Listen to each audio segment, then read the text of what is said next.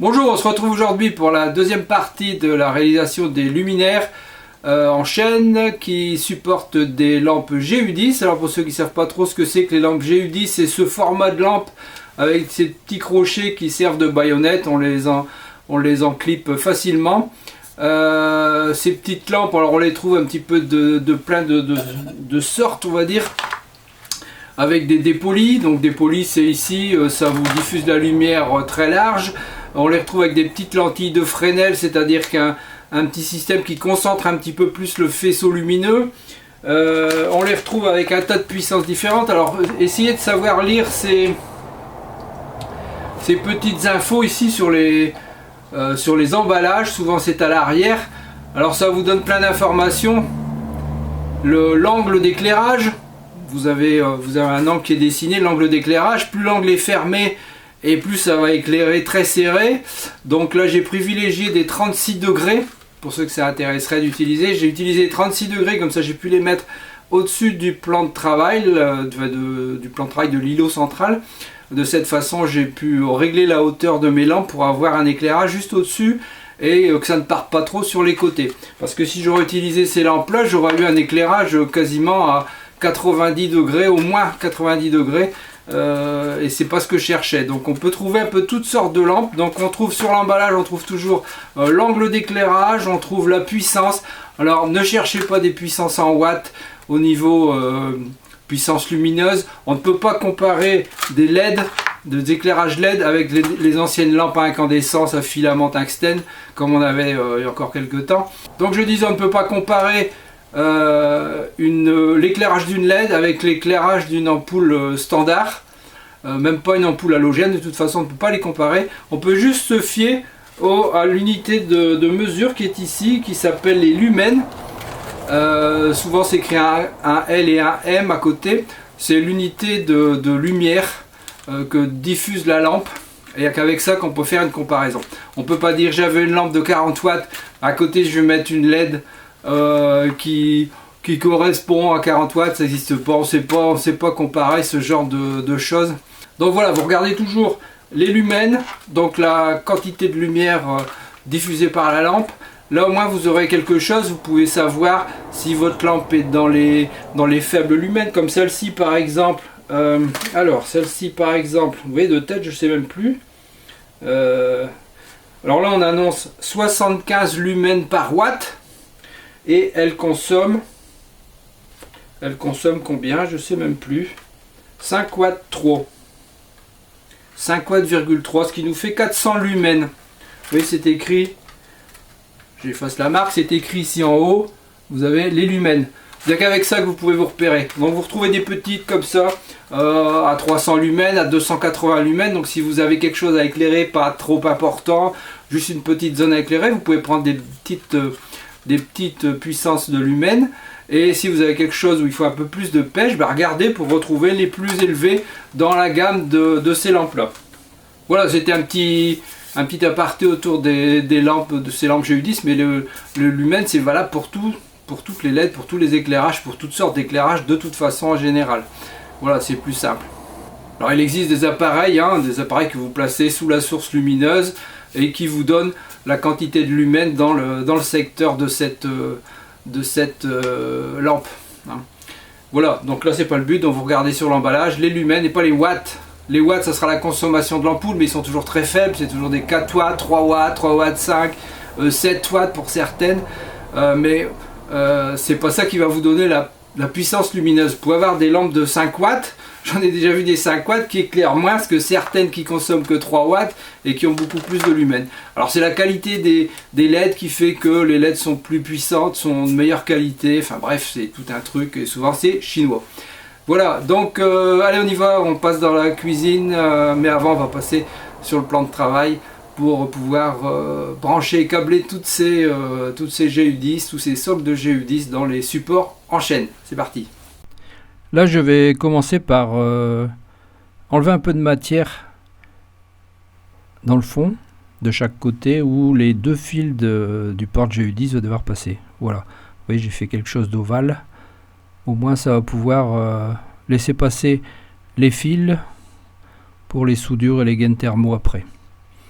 Voilà, mais ça suffit pas, ça balance encore. Pourquoi ça balance? Parce que y a des rivets dans le fond. Donc là, je vais utiliser une mèche, vous voyez, une mèche pointue. Ils sont superbes ces mèches-là. Comparé à une mèche normale, hein. Comme ça, vous voyez, ceux qui ne connaissent pas, ces mèches à bois assez performantes. Oui, j'ai fait des petites marques dans le fond, les marques et les petits trous. De cette façon, le rivet va pouvoir s'asseoir dedans, on va dire. Voilà, vous voyez les deux petits rivets qui sont assaillis. Ça gêne, hein, ça faisait basculer un petit peu la douille. Voilà, de cette façon, c'est réglé. Et il n'y a plus de problème. Voilà, il suffit de trouver le bon endroit. Et ça va aller tout seul. Voilà, c'est bien droit, ça tient bien. Il n'y a plus de basculement. Quand je mettrai mes vis, ça sera au top. Allez, on passe à la suite. Avant toute chose, je vais préparer une boîte de dérivation avec 3 sorties. L'entrée, ça sera l'entrée de l'éclairage central de la cuisine qui va être sortie par la sous-toiture. Donc je vais devoir ramper dans la sous-toiture, ce qui ne me fait pas rire du tout. Donc je prépare une araignée, on va dire, avec 3 câbles que je pourrais poser dans 3 trous différents pour venir connecter le luminaire. Ça sera plus simple que de faire des trucs un peu tordus.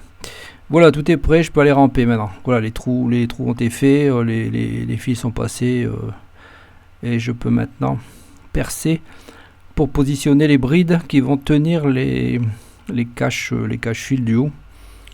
Les patères, je crois que ça s'appelle. Bon, si c'est pas ça, vous me le direz dans la vidéo. Mais je pense que ce serait bien une patère. Voilà, je me suis payé une pince à cheville extensible. J'en avais une dans le temps, mais je ne savais plus où elle était. Et là, franchement, elle est super celle-là. C'est vraiment le top pour le prix. J'ai été très satisfait de la chose. Voilà, moi je pourrais mettre des chevilles sans devoir utiliser la vis. Parce que parfois ça abîme le placo quand ça tourne un peu dedans. Vous voyez ce que je veux dire pour ceux qui sont déjà fait avoir. Voilà, donc de cette façon, je peux mettre deux chevilles. Derrière, je prépare des vis.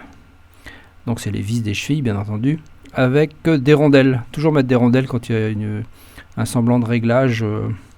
C'est beaucoup plus pratique. Là, je prends la petite visseuse qui tourne doucement. Et je finis avec un tournevis à main pour bien sentir un peu le couple que je mets dans la cheville. C'est pas la peine d'écraser comme un malade. Voilà, vous voyez, ça fait propre comme ça. Et les chevilles, ça permet pas les chevilles, les rondelles, ça permet d'éviter que ça coince quand on le règle. Un petit coup de cire dessus, c'est largement suffisant. En plus, comme ça doit chauffer léger, hein, ça chauffe très léger les LED. Mais ça donnera une petite odeur de cire qui sera pas vilaine. Donc je passe mon fil, donc c'est un fil toilé que j'avais trouvé en GSB. Je lui positionne un collier ilsant qui va servir de butée en fait dans le fond du trou. J'ai enlevé la partie toilée, dénudée. Là je coupe les fils qui sont sur la GUD. J'avais démonté pour essayer de brancher directement, mais c'est serti, c'est bon, voilà, c'est pas à faire. Donc j'ai préféré couper au plus court. De cette façon, les fils n'auront qu'une chance de se toucher puisque ils seront maintenus par l'espèce d'isolant en mica qui se trouve en dessous. Donc je dénude mes 2 fils et je vais pouvoir étamer tout ça et souder pour que ça soit correct, et puis mettre un morceau de thermorétractable quand même, hein. Ça serait dommage de ne pas en utiliser. Voilà ma 3e main qui permet de bien maintenir les éléments. Là je vais pouvoir étamer au moins les petites pièces, parce que si vous n'étamez pas, forcément quand vous arrivez, même votre 3e main ne suffit pas à tout maintenir. Donc j'étame également les fils, et quand j'approcherai, ça sera beaucoup plus simple pour souder. Voilà, déjà comme ça bouge un peu, c'est pas évident. Mais bon, c'est étamé, ça se soude tout de suite, un petit coup dessus en dessous et c'est parfait. Voilà, et je pousse la gaine thermo. Comme c'est encore un peu chaud, elle se réduit légèrement. Voilà, 2e soudure. voyez que les fils ne pourront pas s'approcher, ne risquent pas de se mettre en courjus. Il n'y a pas de possibilité que les fils s'approchent avec cette façon d'avoir écarté. Voilà, un petit coup de briquet avec flexible. Hop, ça permet de resserrer la gaine thermorétractable. Je positionne ça dans les encoches que j'avais fait. Voilà, et de cette façon, ça va pouvoir être fixé avec dans des petites vis. C'est des 3,15 je crois. Ça va être ça, des 3,15. Des petites 3,15 VBA filetage large. Voilà, je peux tester. Alors c'est une lampe test, hein, ça c'est pas celle qui va être dessus. Je vais utiliser une ampoule GU10 avec une petite, voilà, comme celle-ci, argentée. Voilà, ça c'est la lampe qui va être dessus avec une petite lentille de Fresnel qui donne un bon faisceau lumineux. Voilà, avant de passer dans le support du haut, je mets un scotch parce que sinon on a vite fait de se retrouver avec la gaine toilée qui se barre toute seule.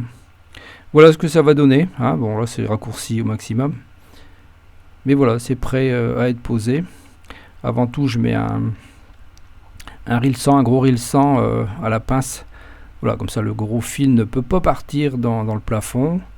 Je lui ferai un petit joint silicone après. Mais pour l'instant, c'est bien comme ça. Donc j'ouvre mes trois bornes Wago là. C'est des mixtes, hein. On peut utiliser avec fil souple ou avec fil rigide. C'est ça qui est parfait. Et je peux de cette façon poser le... Je crois que c'est une patère que ça s'appelle. Ça doit s'appeler une patère. Réglage, les vis possèdent une position de réglage. Hein. Voilà, c'est nickel comme ça. Ça s'éclaire bien, ça ne fait pas de barrière au plafond et c'est tout ce que je cherchais.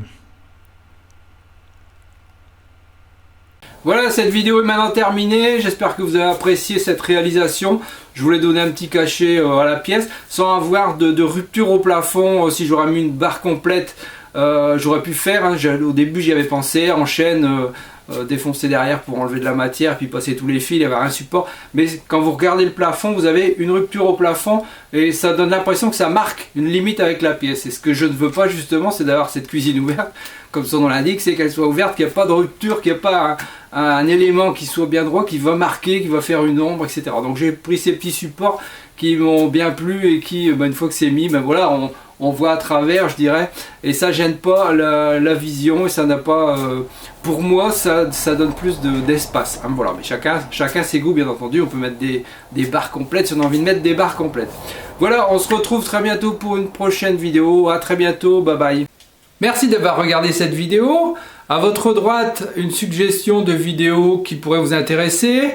À votre gauche, les réseaux sociaux, vous pouvez me suivre. Et en dessous, vous pouvez cliquer et vous abonner si ce n'est déjà fait. À très bientôt.